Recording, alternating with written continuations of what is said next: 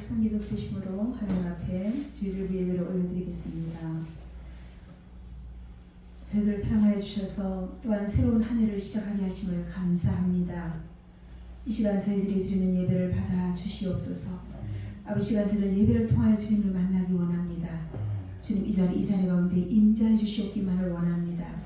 이제 2024년 되면 저희들이 생육하고 번성하고 충만하며 정복하고 다스리는 자로 살아가게 하여 주시옵소서. 감사드리며 예수 그리스도의 이름으로 기도드리옵나이다. 아멘. 찬송가 250장 보시겠습니다. 구주의 십자가 보혈로 죄 씻음받기를 원하네. 내 죄를 씻으신 주 이름 찬송합시다.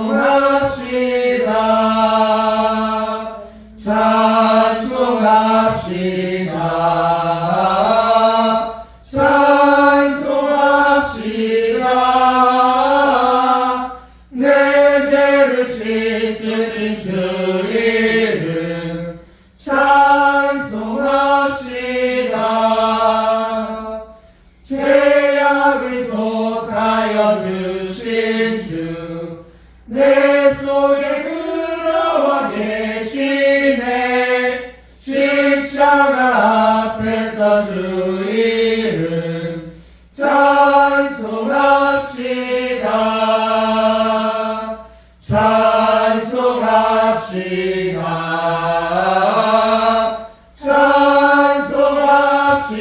찬송합시다. 내 죄를 씻으신 주 이름 찬송합시다. 주 앞에 흐르는 생명수 날 씻어 정하게 하시네. 내 기쁨 정성을 다하여 찬송합시다.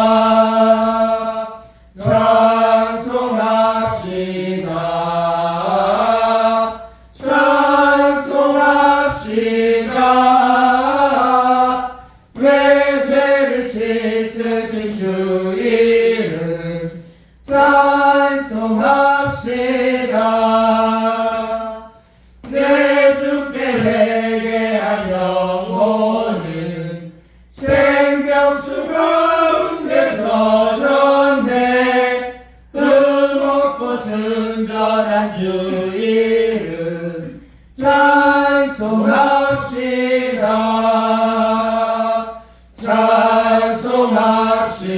찬송합시다.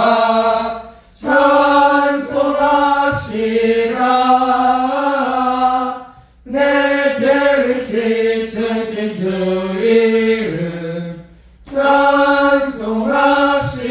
찬송합시다. 교도문 51번 10편 118편 교도하시겠습니다. 여호와께 감사하라. 그는 선하시며 그의 인자하심이 영원하미로다. 이제 이스라엘은 말하기를 그의 인자하심이 영원하다 할지로다. 이제 아론의 집은 말하기를 그의 인자하심이 영원하다 할지로다. 이제 여호와를 경외하는 자는 말하기를 그의 인자하심이 영원하다 할지로다. 내가 고통 중에 여호와께 부르짖었더니 여호와께서 응답하시고 나를 넓은 곳에 세우셨도다. 여호와는 너희 편이시라. 내가 두려워하지 아니하리니 사람이 내게 어찌할까. 여호와께서 내 편이 되사 나를 돕는 자들 중에 계시니 그러므로 나를 미워하는 자들에게 보호하시는 것을 내가 보리로다. 여호와께 피하는 것이 사람을 신뢰하는 것보다 나으며 여호와께 피하는 것이 고관들을 신뢰하는 것보다 낫도다. 문나라가 나를 에워쌌으니 내가 여호와의 이름으로 그들을 끊으리로다. 너는 나를 밀쳐 넘어뜨리려 하였으나 여호와께서는 나를 도우셨도다. 여호와는 나의 능력과 찬송이시오 또 나의 구원이 되셨도다. 사도신경으로 신앙 고백하시겠습니다.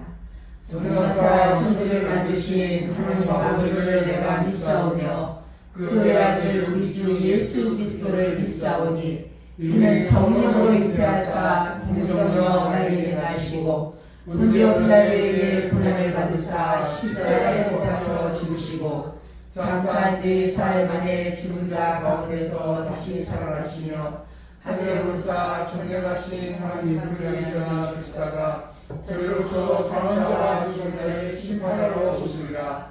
성령을 믿사오며 거룩한 공예와 성도와 서로 교통하는 것과 죄를 사하여 주시는 것과 몸이 다시 사는 것과 영원히 사는 것을 믿사옵나이다. 아멘. 찬송가 304장 하시고 우리 오창수 집사님께서 대표가 되시겠습니다. 크신 하나님의 사랑 말로라 영영 못하네. 저 높고 높은 별을 넘어 이 낮고 낮은 땅 위에 죄와 영원 구하려 그 아들 보내사 화목제물 삼으시고 죄 용서하셨네. 하나님 크신 사랑은 증량가 못하네. 영원히 변치 않는 사랑 성도여 찬양하세. 괴로운 시절 지나가고 땅 위에 영화세 할 때 주 잊지 않던 영혼들은 큰 소리 외쳐 울어도 주 믿는 성도들에게 그 사랑 베푸사 우리의 죄 사했으니 그래 잊을까. 하나님 크신 사랑은 중량가 못하네. 영원히 변치 않는 사랑 성도여 찬양하세. 하늘을 누르는 말을 삼고 바다를 먹물 삼아도 한없는 하나님의 사랑 나기로 갈 수 없겠네. 하나님의 크신 사랑 그 어찌 닿았을까. 저 하늘 높이 사도 채우지 못하리. 하나님 크신 사랑은 증량가 못하네. 영원히 변치 않는 사랑 성도여 찬양하세.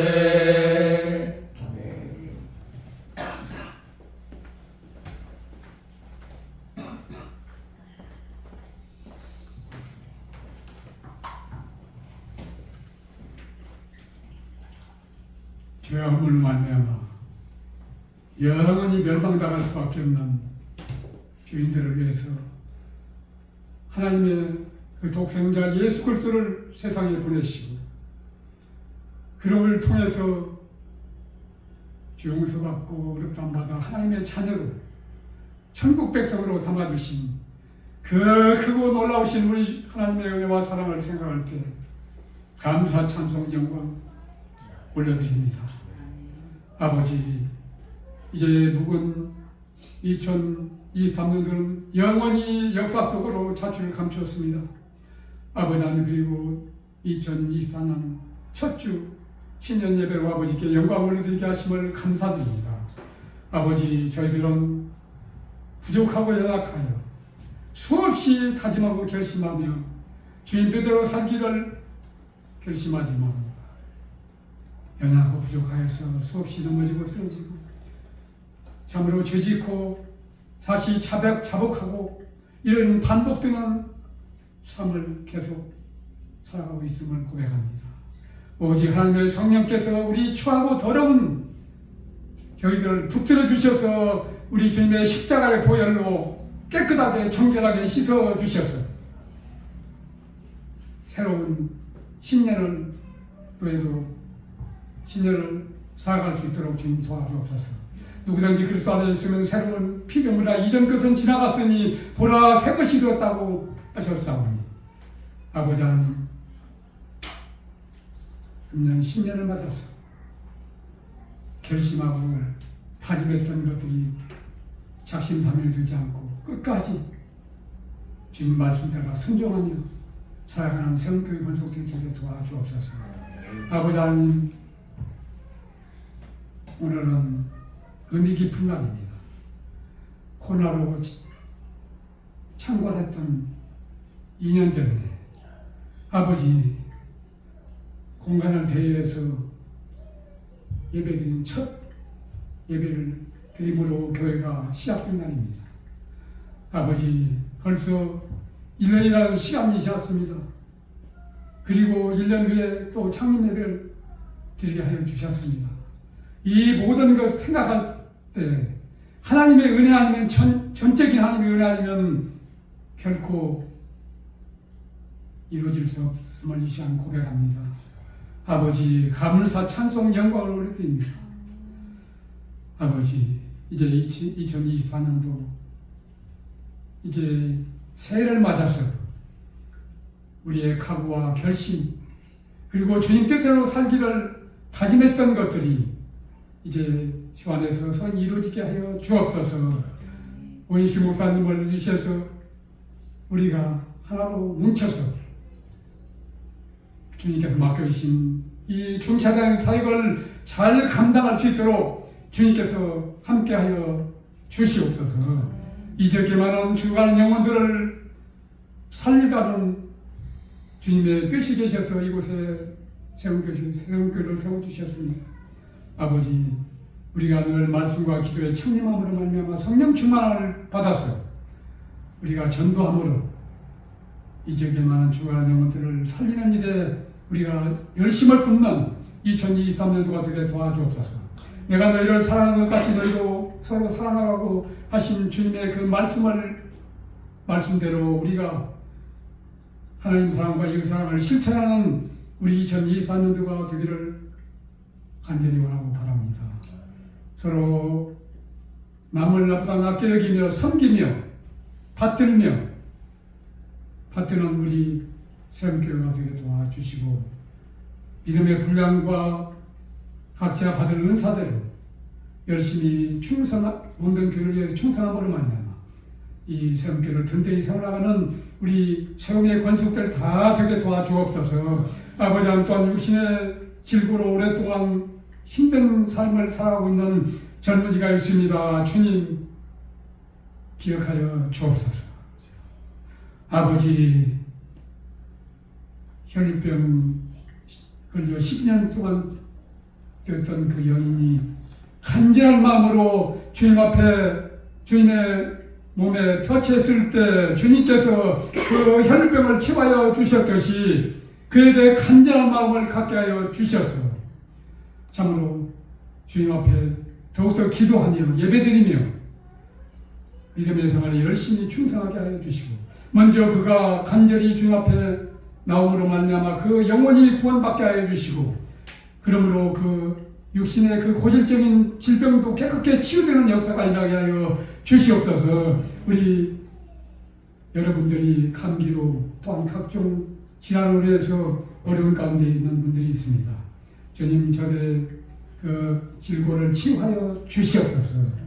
아버지, 또한 우리 나오지 않는 분도 있사오니 주님, 어떤 곳에 있더니 주님께서 함께해 주시고 이웃을 향하게 하시고 그를 깨닫게 하여 주셔서 기쁨으로 나와서 예배드리며 찬양드릴 수 있도록 주님께서 함께하여 주시옵소서.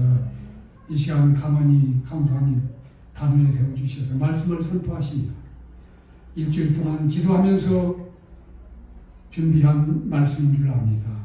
주님, 그 말씀이 성령의 사로잡힘을 받은 되어서 전하는 능력의 메시지가 되게 하여 주시옵소서.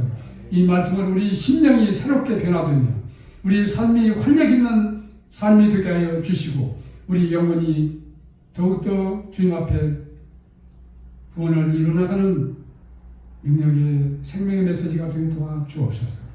아버지, 또한 간절히 기도하는 그 강사님의 간절한 기도를 들어주셔서 불안관에 응답되어서 기쁨으로 주님 앞에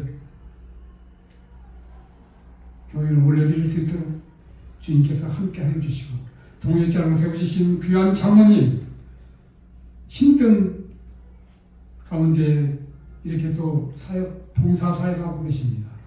주님, 눈동자같이 그 운전대를 붙잡아 주셔서 무사히 하루하루 무사한 그런 생활이 되게 도와주시고 늘 동역자로서 늘 끊임없는 기도와 말씀에 더욱더 청렴하게 하여 주시고 그 가정 위에도 함께 해주시고 두 귀한 여식 위에도 그 생활 위에도 함께 하여 주셔서 그의 가정이 늘 주님께 주시는 참 평안과 기쁨이 충만한 가정이 될 수 있도록 크신 축복 내려 주시옵소서. 아버지께 영광 돌리며 거룩하신 예수 그리스도 이름으로 감사 기도합니다. 아멘.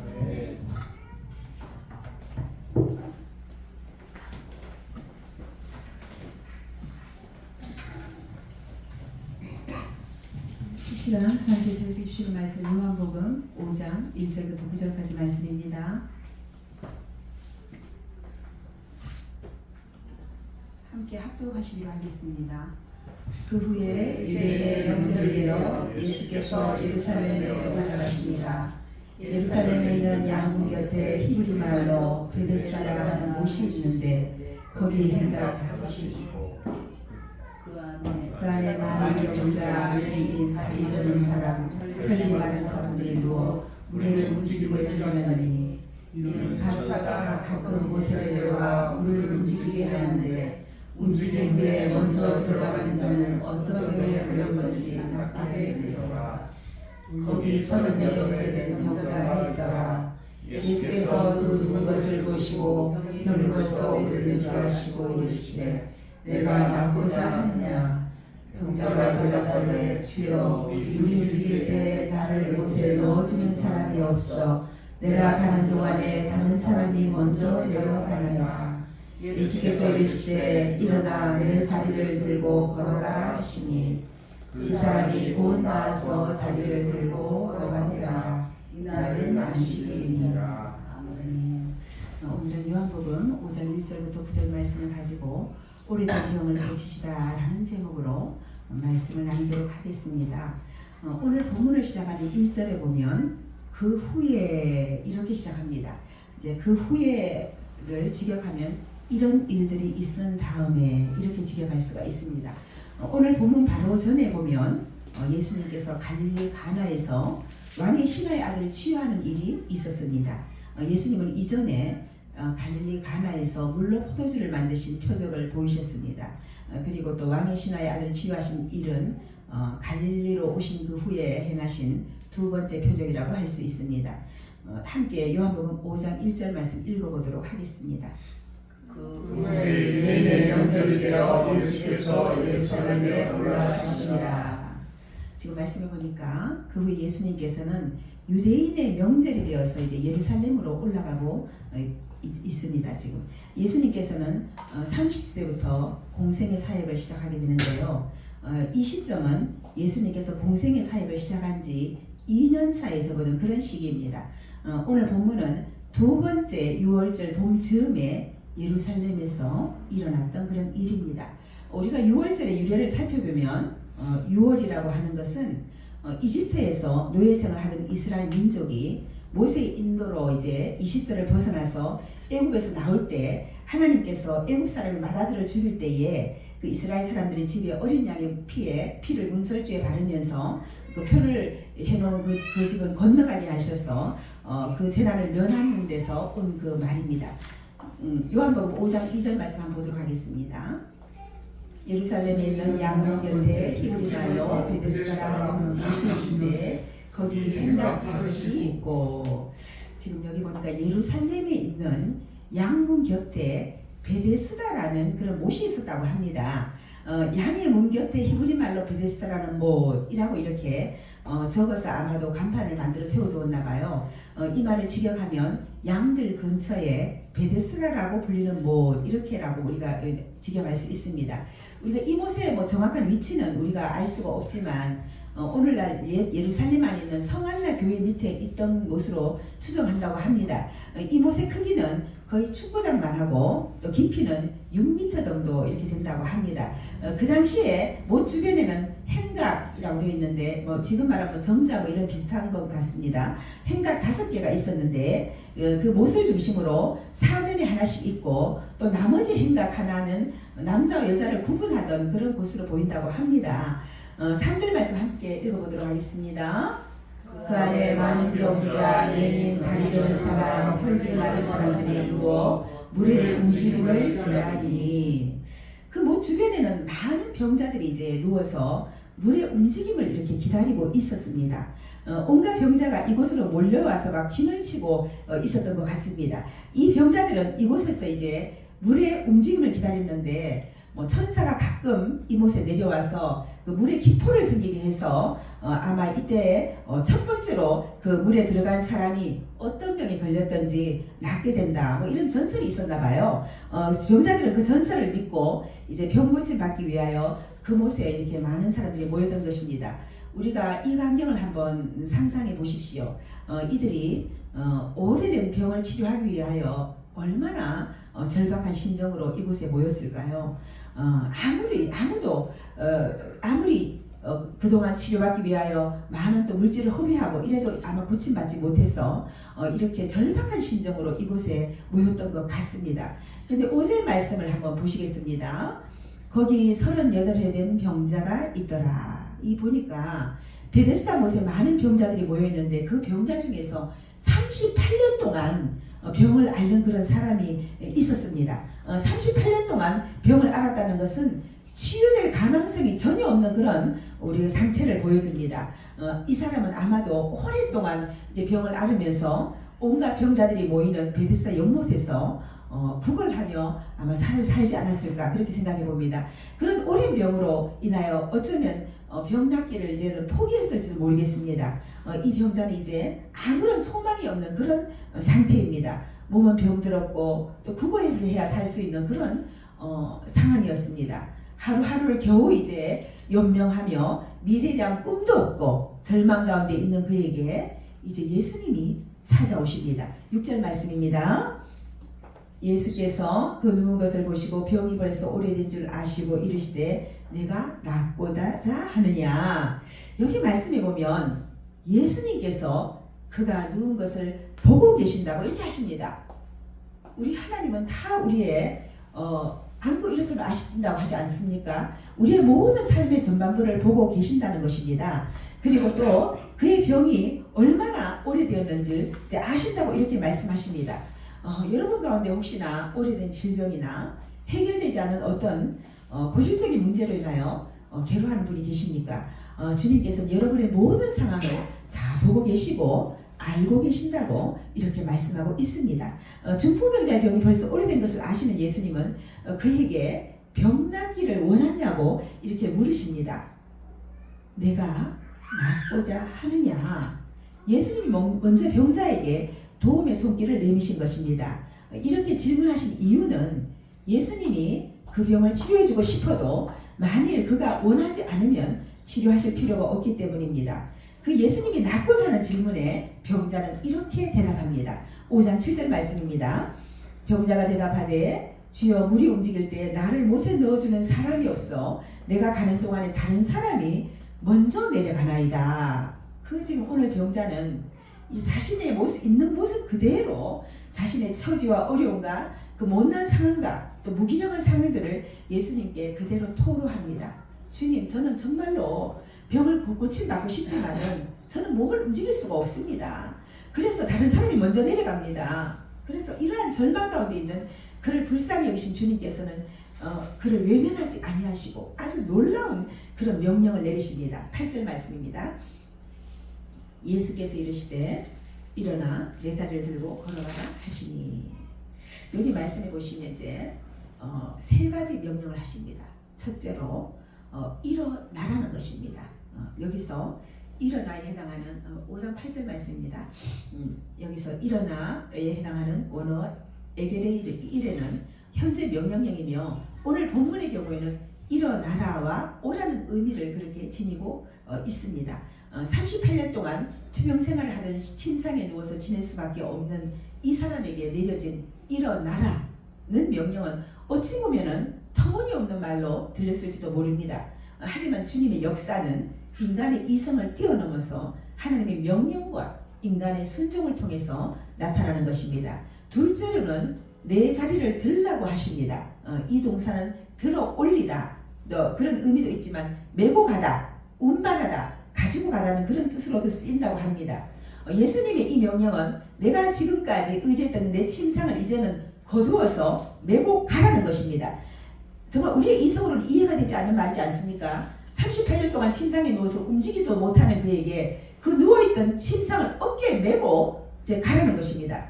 셋째는 걸어가라 이렇게 말씀하거든요. 걸어가라의 원어는 페리파테이는 현재 명령인데 돌아다니다 이런 뜻을 가지고 있습니다. 주께서 이 사람에게 계속해서 그 침상을 메고 돌아다녀 보라고 이렇게 말씀하고 있는 것입니다. 예수님께서는 38년 된 병자에게 사람의 관점에서 보면 불가능한 것을 시도하도록 명령하셨습니다. 이 말씀을 보면서 우리는 주님께서 무슨 말씀을 하시든지 명령하시는 주님의 능력을 믿음으로 순종해야 할 것입니다. 9절 말씀입니다. 그 사람이 곧 나아서 자리를 들고 걸어가니라. 이날은 안식일이니. 여기 보니까 38년 동안 누워있던 병자가 곧 나아서 병상을 들고 걸어갔다고 이렇게 말씀하고 있습니다. 하나님의 말씀이 살아서 움직이는 것이 보이지 않습니까? 이 사건은 하나님의 말씀이 얼마나 능력이 있는지를 보여주고 있는 말씀입니다. 다른 어떤 시도도 없이 말씀으로만 즉각적으로 그 사람의 건강 상태가 완전하게 회복되었음을 보여주고 있습니다. 오늘 본문을 통하여 우리에게 주는 교훈이 무엇인지 한번 살펴보도록 하겠습니다. 첫째로 우리는 하나님의 뜻대로 행하는 것이 중요합니다. 1절에 보면 예수님께서 유대인의 명절에 예루살렘에 올라가셨다고 기록되어 있습니다. 예수님께서는 유대인의 명절에 예루살렘에 가신 것은 명절에 대한 그런 관심보다는 다른 계획이 있었음을 우리가 볼 수가 있습니다. 그 계획은 하나님의 뜻을 따르는 것이었습니다. 성경 말씀에 보면 예수님께는 언제든지 하나님의 아버지의 뜻대로 모든 일을 행하셨습니다. 주님의 이러한 모습을 통하여 우리도 모든 일을 하나님의 뜻을 발견하고 그대로 행해야 될 것입니다. 우리는 어떤 일을 결정할 때 먼저 하나님의 뜻을 찾는 것이 참으로 중요합니다. 사도행전 16장 7절 말씀 한번 보시겠습니다. 함께 읽어볼까요?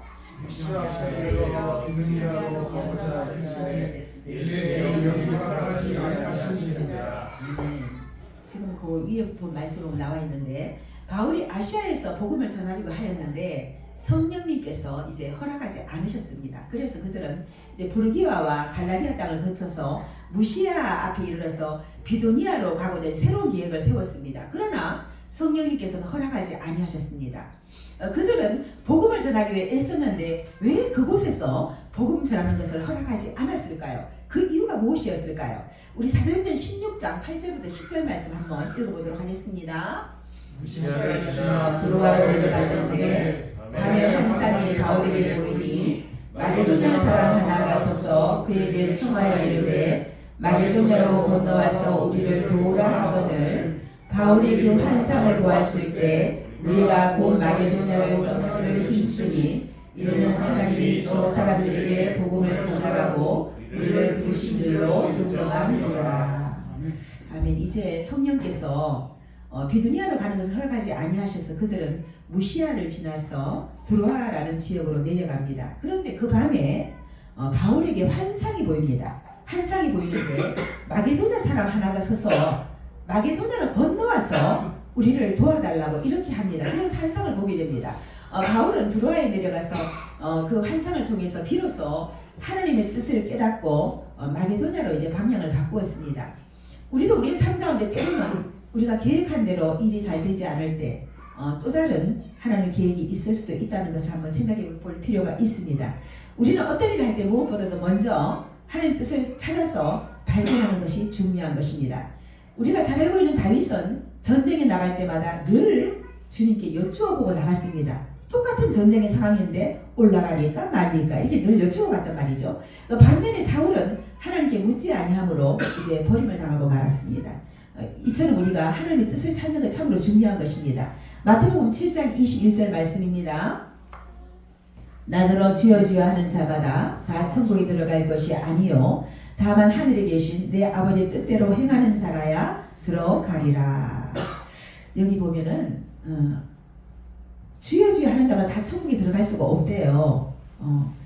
우리가 아무리 열심히 헌신하고 또 사회에 나가서 봉사하고 구제하는 것도 중요하지만 하나님의 뜻대로 하는 것이 더 중요한 것입니다. 두 번째로 본문을 통하여 배울 수 있는 교훈은 세상에는 무거운 짐에 눌려서 신음하는 자들이 많이 있다는 것입니다. 이 베데스다 연못 주변에는 각색 병자들이 물의 동함을 기다리고 있었습니다.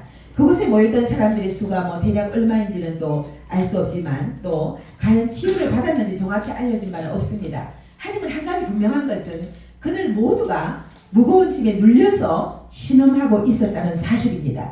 그들은 자신들의 문제를 해결받기 위하여 아마도 한 가닥 신락 같은 희망을 가지고 마지막으로 이곳에 오게 되었을 것입니다. 예전이나 지금이나 세상에는 이처럼 무거운 짐을 메서 눌려서 신음하는 이들이 수없이 많이 있는 것 같습니다. 우리 손흥민이 작곡한 예수께로 오세요라는 가사를 보면 가난한 사람, 연약한 사람, 눈물 마르지 않는 사람, 예수님이 필요한 사람 여기 있나요? 실패한 사람, 두려운 사람, 꿈도 희망도 없는 사람, 예수님이 필요한 사람 여기 있나요? 예수께로 오세요. 예수께로 오세요. 당신의 마음 주가 알고 계세요. 이 찬양 가사가 오늘 본문에 등장하는 38년 된 병자의 모습을 잘 그려주고 있는 가사인 것 같습니다. 지금도 이 땅에는 가난과 질병과 죄의 짐에 눌린 사람들이 처처해서 해답을 찾지 못하고 절망하고 있습니다. 우리는 오늘 본문을 통하여 38년 된 병자를 찾아오셨던 예수님의 마음을 깊이 묵상해 보았으면 좋겠습니다. 예수님의 마음으로 절망 속에 있는 이웃을 돌아보았으면 좋겠습니다. 예수님께서는 이 세상에 오신 목적이 무엇입니까? 요한복음 3장 16절 말씀입니다. 하나님이 세상을 이처럼 사랑하사 독생자를 주셨으니 이는 그를 믿는 자마다 멸망하지 않고 영생을 얻게 하려 하시니라. 하나님께서 독생자 예수를 세상에 보내신 목적이 무엇입니까? 그들을 구원하시기 위함입니다. 우리는 절망에 빠지는 영혼들을 위해서 일하도록 부르심을 받았습니다. 우리 세운교회는 이 지역에 소외된 영혼들을 돌아보고 주님께로 인도하는 일을 적극적으로 감당해야 할 것입니다. 세 번째로 본문을 통해 우리에게 주는 교훈은 길을 모르는 사람은 어리석게 행할 수밖에 없다는 것입니다. 4절 말씀에 보면 많은 병자가 무엇 때문에 베데스다 연못가에 모여있는지 그 이유가 나옵니다. 천사가 가끔 못에 내려와서 그 물을 동하게 한다는 것과 그 후에 맨 먼저 들어가는 사람이 무슨 병에 걸렸든지 낫는다는 그 이유 때문에 이렇게 이곳에 모여들었습니다. 그러나 이들의 믿음은 전혀 성경적인 근거가 없는 믿음입니다. 그들은 고통이 너무 심해서 지푸라기라도 잡힌 심정으로 그곳에 모였을 것입니다. 누구라도 길을 모르면 이처럼 어리석게 행할 수밖에 없습니다. 사람을 우리가 힘들게 하는 것은 문제의 해답이 보이지 않을 때 그때 우리는 사람들이 힘들어합니다. 우리가 잘 알고 있는 사울왕은 위급한 지경에 이르렀을 때 엔돌에 있는 접신녀를 찾아가서 도움을 요청한 일이 있습니다. 오늘날에도 우리 주변에는 점을 보거나 무당을 찾는 사람들이 적지 않게 많이 있습니다. 그러나 우리는 그들을 비난하고 욕하기 전에 왜 그들이 그러한 선택을 할 수밖에 없었는지 그들의 사정을 살펴보고 그들이 절망을 극복할 수 있도록 그들에게 바른 길을 제시해 줘야 할 것입니다. 네 번째로 본문을 통해 우리에게 주는 교훈은 예수님은 오늘도 인간의 절망 가운데로 걸어오신다는 것입니다. 예수님께서는 많은 사람들이 붐비는 그 명절에 38년 동안 병마에 시달리고 절망 가운데 있는 이 사람을 찾아오셨습니다. 그분은 가만히 앉아서 도움이 필요한 사람에게 오라고 하지 아니하시고 먼저 찾아가신 것입니다. 주님이 이 땅을 돌다니며 복음을 전하고 많은 병자를 치유하셨습니다. 주님이 38년의 병자를 찾아오셨던 것처럼 우리도 이 땅에 절망에 빠져있는 자들에게 기쁜 소식을 전해주기 위하여 찾아가야 될 것입니다. 이것이 바로 그들에게 희망을 주는 일입니다. 누가복음 2장 10절에 이렇게 말씀합니다. 천사가 이르되 무서워하지 말라. 보라 내가 온 백성에 미칠 큰 기쁨의 좋은 소식을 너에게 전하노라. 예수님께서 탄생하시기 전에 들어있는 목자들에게 전한 말은 온 백성에게 미칠 큰 기쁨의 좋은 소식을 전하는 것이었습니다. 예수님의 소식은 모든 사람에게 굿뉴스가 됩니다. 우리는 삶의 고통 가운데 빠져있는 자에게 예수님의 기쁜 소식을 전해 주어야 할 것입니다.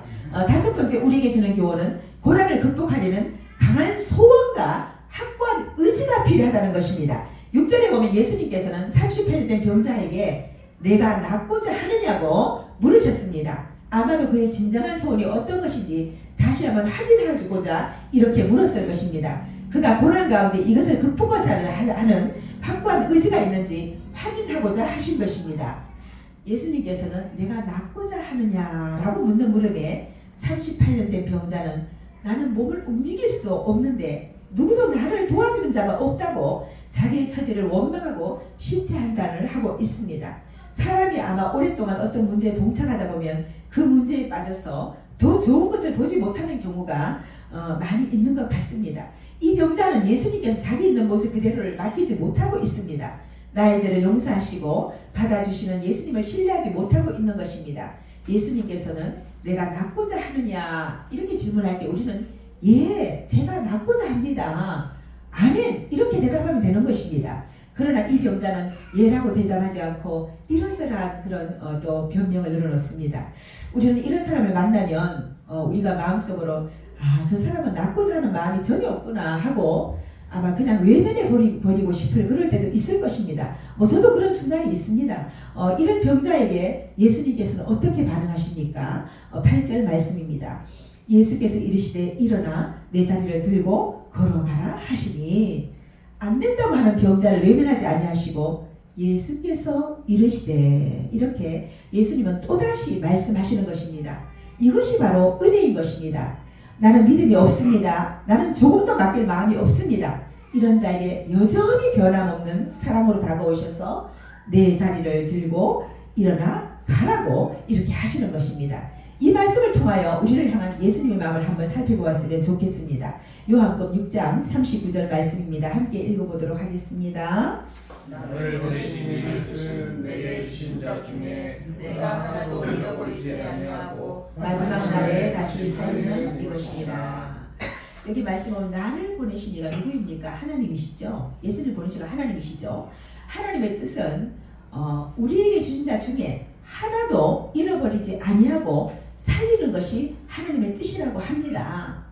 예수님께서 이 시간 저희에게 말씀하십니다. 예수께서 이르시되 이렇게 말씀하십니다. 여러분 가운데 오래된 고질적인 문제나 질병으로 괴로워하는 분이 계십니까? 이 시간 주님께서 물으십니다. 내가 낫고자 하느냐? 라고 물으시는 주님의 질문에 네 아멘 제가 낫고자 합니다. 이 문제가 해결되기 원합니다. 라고 대답하시기 바랍니다. 예수님이 명령하신 38년 된 병자가 어떻게 되었습니까? 곧 나아서 자리를 들고 걸어갔습니다. 곧입니다.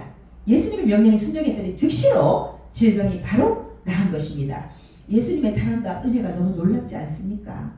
병을 치료받은 이 병자는 걸어서 어디로 갔을까요? 그러면 요한복음 5장 14절 말씀 함께 보도록 하겠습니다.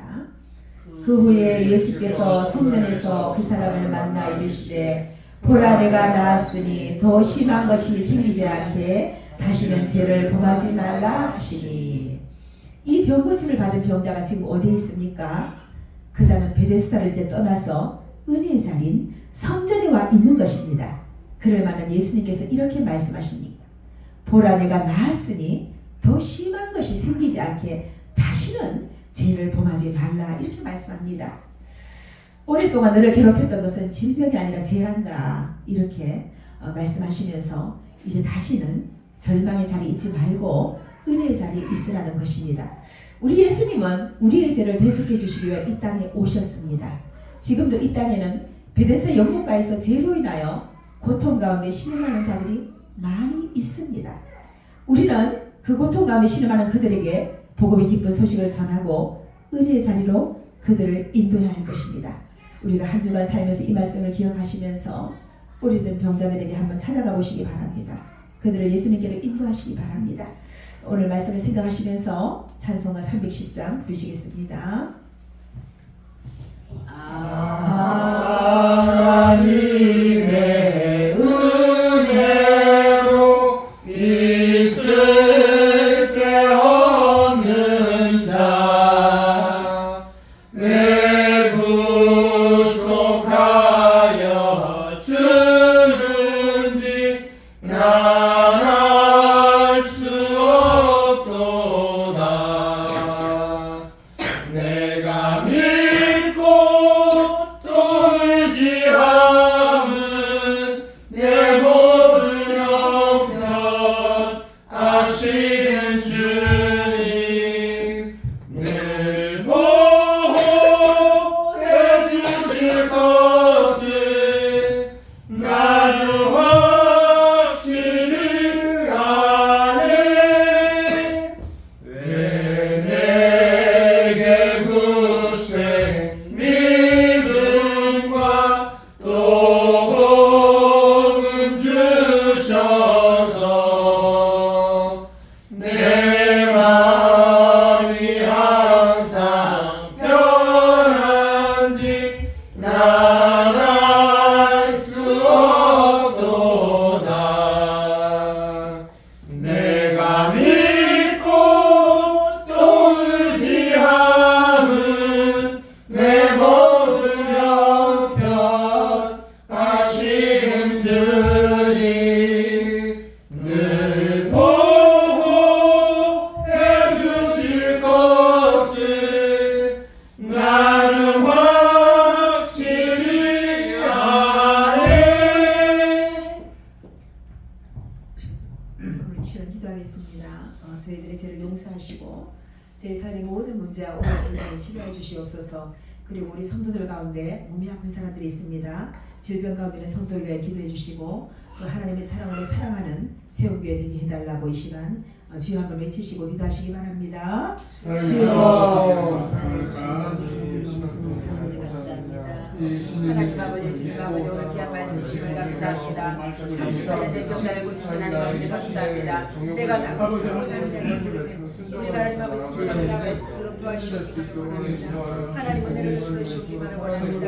우리 세계에서 가운데 하나님 아버지 주님 이제 하나님 아버지 주님 하나님 아버지 우리 아버지 많이 있습니다. 이들을 고쳐주시옵기만을 원합니다. 이들을 치료해 주시옵기만을 원합니다. 예수님의 보혈로 깨끗하게 치료해 주시옵기만을 원합니다. 하나님 아버지 주님 연약한 몸을 강건케 하시옵기만을 원합니다. 우리가 이제 강건한 몸으로 하나님 베데스다를 떠나서 이제 성전의 자리에 있을 수 있도록 은혜의 자리에 있을 수 있도록 도와주시옵기만을 원합니다. 우리 세움교회를 축복하시옵기만을 원합니다. 하나님의 사랑을 사랑하는 세움교회 될 수 있도록 우리 세움교회를 축복하시옵기만을 원합니다. 은혜를 베풀어 주시옵기만을 원합니다. 주님 도와주시옵기만을 원합니다. 하나님 주님 도와주시옵기만을 우리가 하는 이지연인지 하나님 아버지 오랜 아버지 어려움과 되는 자를 찾아가서 위로하고 그들을 세우는 역할을 감당할 수 있도록 우리 세움교회를 축복하시옵기만을 원합니다. 우리 오해 시간에 성령 충만함을 붙들으시옵기만을 원합니다. 감당하신 인간은 역을 더하시옵기만을 원합니다. 재정적 어려움이 없도록 우리 세움교회를 축복하시옵기만을 원합니다. 하나님 우리가 앞서 있는 한 주간 되게 하여 주시옵소서. 하나님 감사합니다. 영광 받아 주시옵소서. 주기도문으로 예배를 마치겠습니다. 주신 우리 아버지 이름으로 교통을 받으시오며 나라를 마시며 뜻이 하늘에서 이루어진 것 같이 땅에서도 이루어지이다. 오늘 우리에게 일용할 양식을 주시옵고 우리가 우리에게 죄 지은 자를 사하여 준 것 같이 우리 죄를 사하여 주시옵고 우리를 시험에 들게 하지 마시옵고 다만 악에서 구하시옵소서. 나라와 권세와 영광이 아버지께 영원히 있사옵나이다. 아멘.